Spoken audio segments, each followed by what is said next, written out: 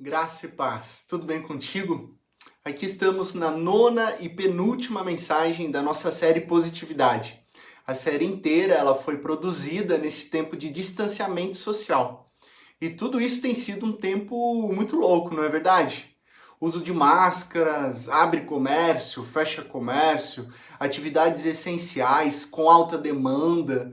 Por outro lado, desemprego aumentando e com todas essas situações surge uma espécie de sentimento geral de insatisfação.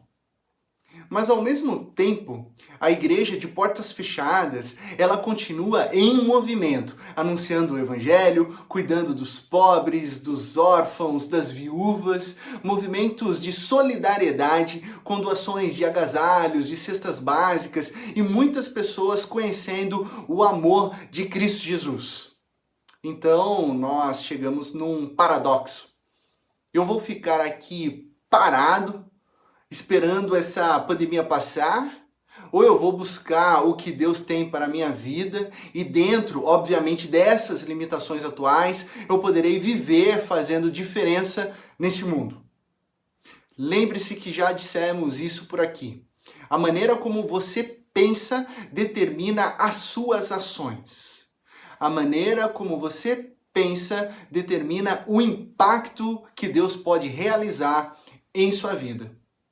E num momento tão inseguro, tão instável e tão delicado, eu quero falar contigo hoje sobre escassez e abundância. Sim, como você lida, como você enxerga, como você age em tempos de escassez financeira. Ou qual é a sua postura diante de momentos de abundância? Lembre-se, como você pensa determina como você age. Mas antes de qualquer coisa, nós precisamos definir o que é escassez. Quando você abre o dicionário, você encontra a definição de escassez como a ausência ou a falta do que é necessário. E essa definição, ela é muito importante para entendermos a realidade que nós experimentamos hoje. Sabe por quê? Porque a falta de um carro na garagem não é escassez. Você não comer no seu restaurante preferido não é escassez, ok? Você ter que vender o seu iPhone 10 não é escassez. Escassez é a falta de algo necessário.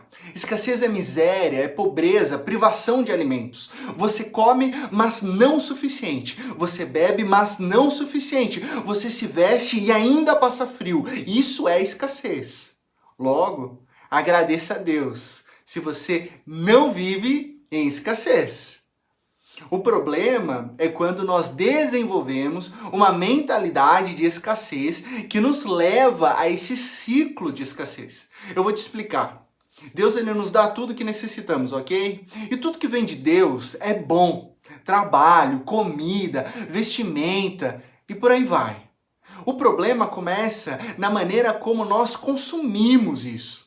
Muitas vezes sem previsão, sem prudência, o que nos leva a uma falta. E essa falta nos desestabiliza e gera medo. Então o que a maioria das pessoas fazem quando estão com medo da escassez? Elas ainda não estão em escassez, mas estão com medo. O que elas fazem? Adivinha? Elas consomem mais. Aí o ciclo ele não tem fim. Consumo, a falta leva ao medo e segue ad infinitum. Consumo, a falta e o medo. Um dos exemplos mais bizarros dessa pandemia foi a corrida por papel higiênico. Motivada pelo chamado panic buying, compras motivadas pelo pânico, o Reino Unido, por exemplo, teve um desabastecimento de papéis higiênicos. Papéis higiênicos. Já lá na Austrália, 2 mulheres brigaram no supermercado por causa de rolos de papel higiênico. Isso parece muito estranho, mas até existe uma explicação lógica para isso. Stephen Taylor, autor do livro The Psychology of Pandemics, a psicologia de pandemias, de uma tradução literal, afirma que devido ao medo e à ansiedade, o papel higiênico virou uma espécie de símbolo de segurança, que levou milhares de pessoas nesse efeito manada a saírem por aí estocando papel higiênico como se trouxesse uma sensação de segurança, consumindo papel higiênico. E assim, isso foi muito doido, não é verdade? Porque o coronavírus ele é um vírus que afeta os pulmões e não os intestinos. Não se trata de uma diarreia mortal. Percebe o que o ciclo da escassez faz? Você consegue perceber o que está acontecendo só nesse exemplo atual? A escassez ela acontece aqui na mente muito antes de chegar na nossa carteira, muito antes de chegar no nosso bolso. O ciclo da escassez se movimenta a partir do medo de termos menos do que o suficiente. Mas quando nós olhamos para a Bíblia, nós vemos um Deus nos direcionando, nos chamando em outra direção, para uma vida abundante, nos chamando a viver e a desenvolver uma mentalidade de abundância.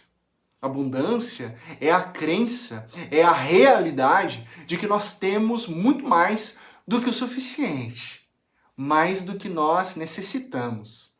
E Jesus nos chama para a vida que é plena e que é abundante. E Paulo nos lembra de que Deus faz infinitamente mais do que tudo que nós pedimos ou pensamos. Então, da mesma forma que a mentalidade de escassez, ela pode não estar relacionada com a sua carteira, com o quanto de dinheiro você tem no bolso, igualmente, a mentalidade de abundância não tem nada a ver com a sua conta bancária, mas tudo a ver em como você honra a Deus diariamente com o que você já tem, com o que Ele te dá, com o que Ele te abençoa diariamente. E esse é o milagre da abundância.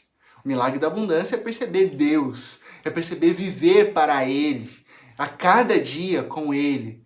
Eu estava me lembrando de quantas histórias eu e você conhecemos de pessoas que ganharam na loteria e gastaram tudo. Elas perderam tudo. E olha que interessante, uma abundância financeira que se torna uma maldição. Percebe? Ou o exemplo, de ex-ganhadores de reality shows. Esses dias passou no feed de notícias do Facebook uma reportagem sobre o desastre financeiro desses ex-milionários, que perderam tudo, entraram em dívidas maiores do que tinham antes, ou dívidas que eles nem tinham. Portanto, a verdadeira abundância ela não tem tanto a ver com a sua conta bancária, mas sim como você serve ao seu Deus, ao nosso eterno Deus. E a pergunta que surge é: como nós podemos viver essa abundância? Como viver a verdadeira abundância? Principalmente nesses tempos de instabilidade geral que nos atinge. Então eu quero te convidar a você abrir a sua Bíblia no texto de 2º livro de Reis, capítulo 4, verso 1 a 7. Juntos vamos extrair 3 lições sobre abundância. 2º Reis, capítulo 4, do verso 1 ao verso 7. Certo dia, a mulher de um discípulo dos profetas foi falar a Eliseu: teu servo, meu marido, morreu e tu sabes que ele temia o Senhor. Mas agora veio um credor que está querendo levar meus 2 filhos como escravos. Eliseu perguntou-lhe: como posso ajudá-la? Diga-me o que você tem em sua casa. E ela respondeu: tua serva não tem nada além de uma vasilha de azeite. Então disse Eliseu: vá pedir emprestadas vasilhas a todos os vizinhos, mas peça muitas. Versículo 4. Depois entre em casa com seus filhos e feche a porta. Derrame daquele azeite em cada vasilha e vá separando as que você for enchendo. Depois disso ela foi embora, fechou-se em casa com seus filhos e começou a encher as vasilhas que eles traziam. Quando todas as vasilhas estavam cheias, ela disse a um dos filhos: traga-me mais uma. Mas ele respondeu: já acabaram. Já acabaram. Então o azeite parou de correr. Ela foi e contou tudo ao homem de Deus, que lhe disse: vá, venda o azeite e pague suas dívidas. E você e seus filhos ainda poderão viver do que sobrar. Vamos orar. Pai de amor, muito obrigado porque nós estamos diante da Tua palavra e pedimos que o Teu Santo Espírito venha falar aos nossos corações, às nossas mentes, aquilo que o Senhor já preparou aos nossos corações. No nome de Cristo que nós oramos. Amém e amém. O tema da mensagem de hoje é o milagre da abundância. O contexto dessa narrativa é muito simples. Logo no primeiro verso, nós já identificamos os personagens, nós compreendemos que existe uma mulher que perdeu o marido. Trata-se de uma viúva que se endividou tanto a ponto da liberdade de seus 2 filhos estarem em jogo. Pois nessas situações onde poucos serviam a Deus com fidelidade naquela época e com a possibilidade de levar as pessoas à escravidão temporária como pagamento de dívidas, o problema era justamente o abuso que acontecia ali na sociedade, a injustiça e a falta de compaixão. Trata-se de uma viúva que está numa situação de profunda angústia. Uma pessoa em uma verdadeira questão de subsistência em tempos de escassez. O que fazer diante desse sofrimento? Ela já esgotou todas as suas possibilidades e agora ela está a ponto de perder a liberdade de seus filhos. Pense nisso, dos seus próprios filhos. Você consegue se conectar à dor dessa mulher, à dor de uma mãe? Hoje, quando nossos filhos adoecem, o que você faz? Como assim, pastor? Eu faço tudo! Quantas vezes você não orou a Deus a seguinte oração: Pai, transfira essa dor para mim. Deus, deixa a febre do meu filho, da minha filha e passe-a para mim. Uma mãe sempre está pronta a dar a sua própria vida pelos seus filhos. E agora essa viúva, ela se encontra numa angústia terrível. Você já passou por isso? Você já se encontrou numa situação que você não consegue visualizar uma saída? E quando seus recursos financeiros, eles desaparecem? E quando você se vê endividado e se afundando numa crise que você sabe que está rumo à escassez? Então nessa escassez, nessa dívida, nessa tremenda angústia e sofrimento, essa viúva, ela recorre ao profeta Eliseu. Ela apela ao profeta com base na fidelidade do seu marido. O seu marido reverenciava ao Senhor.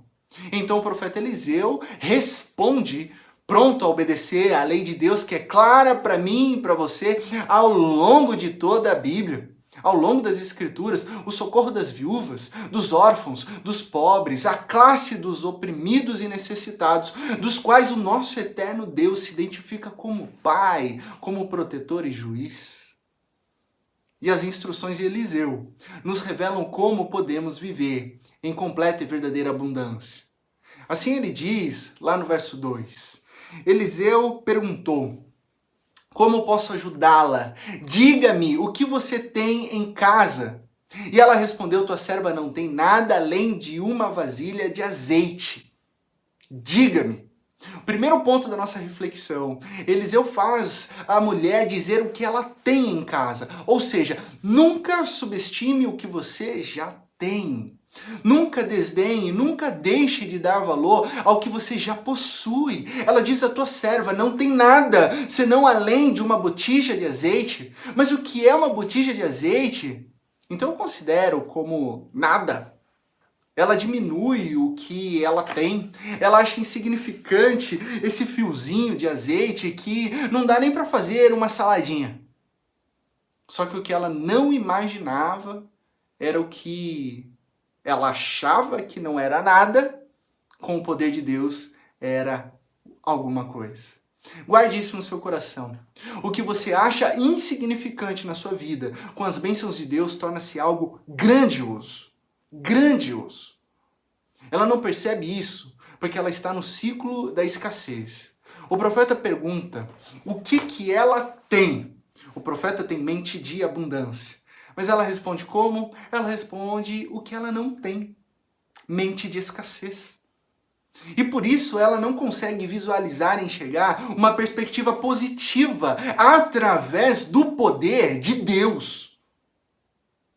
Meu amigo, minha amiga, Sabe o que nós precisamos? Nós precisamos olhar para o que nós temos com a mente de abundância e não olharmos para o que não temos com a mente de escassez. Liberte-se do ciclo da mente de escassez, que vai te levar só uma vida de reclamação, num ciclo desesperador de angústia e sofrimento. E comece então a olhar o que você já tem, as bênçãos que Deus já derramou sobre a sua vida e o que Ele pode fazer através daquilo que você possui. Diga-me, diz o profeta. Esse é o primeiro ponto. Nunca subestime o que você já tem. Através desse fiozinho de azeite, o milagre da abundância estava prestes a acontecer na vida daquela viúva. Segundo ponto que eu quero compartilhar, está claro no texto bíblico, eu estou retirando os imperativos do texto. Segundo ponto é vai. Versículo 3, então disse Eliseu, vá. A ordem de Eliseu é literalmente para que a viúva saísse de seu lugar. O verbo hebraico, halak, enfatiza a ideia de movimento. Saia, mova-se, realize determinadas ações que alteram o estado que você se encontra. Esse tempo de pandemia, que pode nos assustar, que gera uma instabilidade, pode nos levar a uma paralisação. Só que a imobilidade, a descontinuação, a estagnação, ela é a mãe da escassez. Ficar parado em frente ao portão não faz os teus pés tocarem no jardim. Você precisa ir, você precisa agir, você precisa se mover. Ah, mas esse momento, pastor, ele não é o ideal. Ah, mas os credores, eles irão levar os meus filhos. Ah, mas eu só tenho um fiozinho de azeite. Ah, eu preciso de um cenário melhor. Não, nada disso. O profeta diz, vá do jeito que você se encontra, mas mova-se. E a tradição mais literal dessa construção hebraica é vá para fora. O dicionário hebraico traz a seguinte expressão, go outside, vá para um lugar público, saia daqui e vá para fora. Nos tempos bíblicos, as entradas das cidades, os portões, eram os lugares públicos de encontros de negócios. Vai! Olha como isso se aplica para as nossas vidas hoje. Vá com o que você tem. Mas o que eu tenho é pouco. Opa, nós já aprendemos isso. Nunca subestime o que você já tem. E vá. Sabe por quê? Porque Deus, ele realiza o extraordinário através de coisas que você acha que são irrisórias. Deus, ele realiza o extraordinário através de coisas que você acha que são irrelevantes. Ele realiza o extraordinário desde que você vá. Você semeia, mas é Deus quem faz germinar a semente. Ele faz crescer a árvore. Ele faz a árvore dar frutos. Você semeia, mas é Deus quem provê a chuva. O nosso trabalho é ir, o nosso trabalho é semear, o nosso trabalho é trabalhar, é fazer o que nos cabe. E então Deus realizará o extraordinário em nossas vidas. O que não pode é ficar parado, estagnado. É um fio de azeite que você tem, então vá, porque o crédito do milagre é totalmente de Deus. Se você tivesse todos os recursos, já parou para pensar nisso? Se você tivesse o cenário perfeito, se você fizesse tudo, não seria milagre. Por isso Deus gosta de pegar coisas irrelevantes e irrisórias em momentos de crise e fazer o extraordinário acontecer, porque isso sim é milagre, isso é o agir, o poder de Deus na minha e na sua vida. Nunca subestime o que você já tem e vá do jeito que você está. E a última instrução do profeta Eliseu é empreste. Vá pedir emprestadas vasilhas a todos os vizinhos, mas peça muitas. Depois entre em casa com seus filhos e feche a porta. Derrame daquele azeite em cada vasilha e vá separando as que você for enchendo. Como assim emprestar vasilhas para enchê-las com apenas um fiozinho de azeite? Interessante isso, né? Aí está o segredo do milagre. A abundância acontece através do agir sobrenatural de Deus. E isso está intrinsecamente relacionado com uma atitude de fé. Para esse objetivo, que é encher as vasilhas de azeite, o que a mulher precisava era de uma atitude de fé. O profeta, ele já sabe que Deus está prestes a fazer algo. Por isso ele já enfatiza. Peça muitas, muitas. Mas lembre-se que ela não tinha nada além de um fiozinho de azeite. Agora você consegue imaginar, visualizar a cena? Essa mulher sai batendo na porta dos vizinhos e solicitando vasilhas. E sabe aquela vizinha fofoqueira? Só comentando. Vai pra onde, viúva? O que você tá fazendo com tanta vasilha aí? Até parece que você tem aí tanto azeite assim. Esses dias menos veio aqui, bateu na minha casa, queria azeite emprestado, tava morrendo de fome, pediu emprestado, já te emprestei um montão. O profeta mandou, até parece. Você ainda vai quebrar essas vasilhas aí, ó, vai ficar devendo pra toda a vizinhança aí. Tô avisando só tô dizendo. E aquela mulher foi, emprestou as vasilhas e derramou o azeite. Dentro de casa, com os filhos, ela foi derramando aquele fiozinho de azeite que não parava de escorrer. Ela diz aos filhos, encheu o primeiro, traz mais uma vasilha. Encheu o segundo, traz mais outra. Encheu mais um, encheu outra e mais outra. Até o momento em que todas as vasilhas emprestadas estavam cheias. E um dos filhos disse, já acabaram, mamãe. Já acabaram. Então o azeite parou de correr.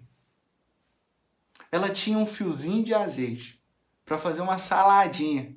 Agora ela está em volta de várias vasilhas cheias de azeite. O milagre da abundância aconteceu na vida, na casa, no lar daquela viúva. Nós somos seres espirituais, tendo experiência humana.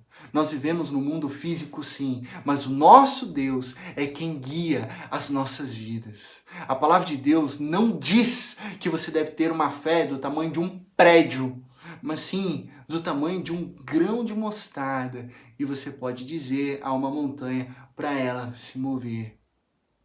Na jornada espiritual, a fé, ela precede a experiência, sempre, pois não descobrimos a verdade sem antes crer na palavra de Deus. Com fé, o pouco se torna abundante, ou seja, a abundância é reflexo da fé. Quando a Bíblia nos fala sobre generosidade, sobre dízimos, sobre ofertas, o próprio Deus nos diz o seguinte, lá em Malaquias, ponham-me à prova, diz o Senhor dos exércitos, e vejam se não vou abrir as comportas dos céus e derramar sobre todos vocês tantas, mas tantas bênçãos que nem terão onde guardá-las. Derrame um fio de azeite e veja a quantidade de vasilhas cheias terá em tua casa, em teu lar, na tua família, no teu casamento. Nunca subestime o que você já tem. Vá do jeito que você está. A fé precede a experiência. 3 imperativos no texto, claro para mim e para você. Diga, vá, empreste. Concluindo, quando todos os vasos ficaram cheios, o azeite parou de correr. A obediência daquela viúva, a fé daquela viúva redundou em bênçãos que encheram o seu interior, a sua alma. Deus derrama a sua bondade e graça aos nossos corações até não haver mais espaço, até completá-los, porque se houvesse mais espaço, Ele continuaria derramando ainda mais para trazer a plenitude. A grande questão do milagre da abundância é que Deus não apenas dá o que precisamos para saldar as nossas dívidas ou resolver as nossas pendências e problemas. Ele sempre nos dá mais do que suficiente. Isso é o milagre da abundância. Essa é a grande verdade.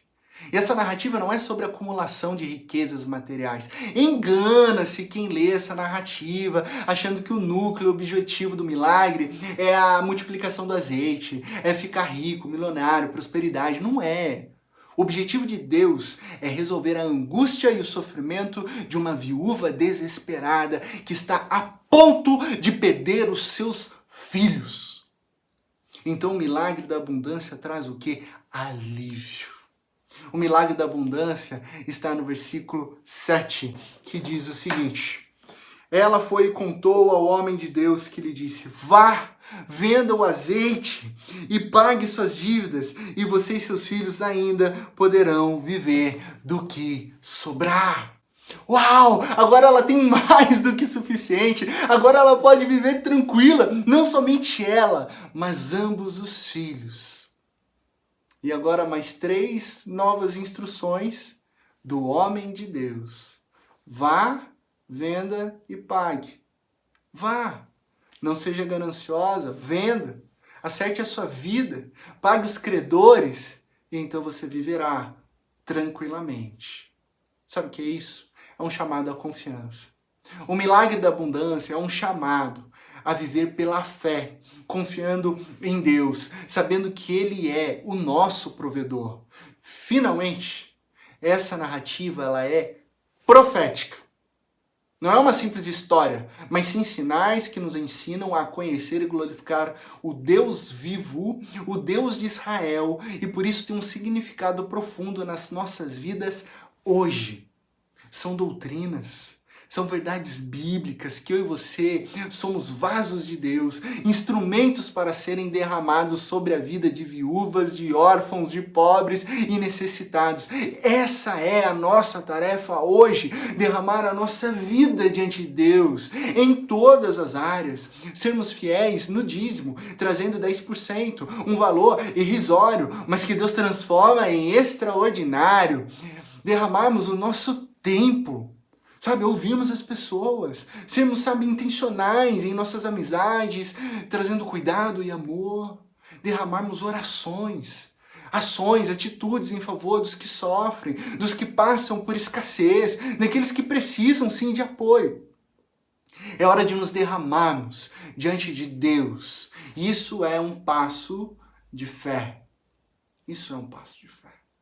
Derrame-se, compartilhe, e você será preenchido mais e mais. Quando nos derramamos, Ele nos enche com a sua graça e com a sua presença. Esse é o milagre da abundância. A presença do próprio e eterno Deus fluindo em nossas vidas. Pai de amor, nós te louvamos e te agradecemos por esse fluir da tua presença sobre os nossos corações. Nos ensina a darmos um passo de fé, a olharmos para aquilo que o Senhor já nos abençoou e assim a gente possa frutificar, assim a gente pode ir e a gente pode abençoar pessoas. Obrigado porque o Senhor é o Deus da provisão, e em Ti nós temos tudo o que nós necessitamos, muito mais. Nós temos mais do que o suficiente. Nós temos a Tua graça maravilhosa que transformou os nossos corações e que nos deu muito além daquilo que nós podíamos um dia imaginar. Obrigado porque em Ti nós temos vida plena e abundante. Obrigado pelo milagre da abundância em nossas vidas. No nome de Cristo Jesus que nós oramos. Amém. Amém. Amém. A graça de Deus, ela é tão abundante que o que nós necessitávamos era perdão, transformação e conexão com Deus. E o nosso Deus vendo, olhando as nossas vidas, percebendo que nós não tínhamos condições de alcançar um relacionamento, um padrão de santidade com Ele, Ele próprio veio nos resgatar. Através de Cristo Jesus, que se encarnou, viveu a nossa vida, viveu de maneira perfeita, sem pecado algum. Ele se entregou numa cruz, no meu e no seu lugar, para perdoar os nossos pecados, para restabelecer a nossa comunhão com o Pai e ainda assim nos dá vida plena, vida abundante. A vida plena e abundante que Cristo Jesus oferece através do seu próprio sangue, através da sua ressurreição, é a vida eterna, que está acessível a mim e a você aqui e agora. Portanto, se você ainda não entregou o seu coração a Cristo Jesus, se você quer desfrutar dessa vida abundante, do maior milagre da abundância, que é o milagre de Cristo Jesus trazer vida ao meu e ao seu coração, pois estávamos mortos, separados de Deus. Se você quer desfrutar dessa vida, eu quero fazer mais uma oração com você e peço que você, com a mão no coração, repita essas palavras. Pai de amor, eu necessito da tua graça. Obrigado, Jesus, pela salvação. Perdoa os meus pecados. Purifica o meu interior, para que eu possa viver as tuas verdades e os teus caminhos. Santo Espírito de Deus, vem habitar no meu coração. Derrama sobre mim a abundante vida plena que é oferecida através do sacrifício de Cristo Jesus. E que a cada dia eu possa brilhar a luz da tua glória, que vem de Cristo Jesus, o meu Senhor e o meu Salvador. É no nome dele que eu oro. Amém. Amém. Amém. Que Deus te abençoe na mais absoluta certeza de que em Cristo Jesus todas as coisas ficarão bem. Uma ótima semana com a vida plena e abundante que nós temos em Cristo Jesus.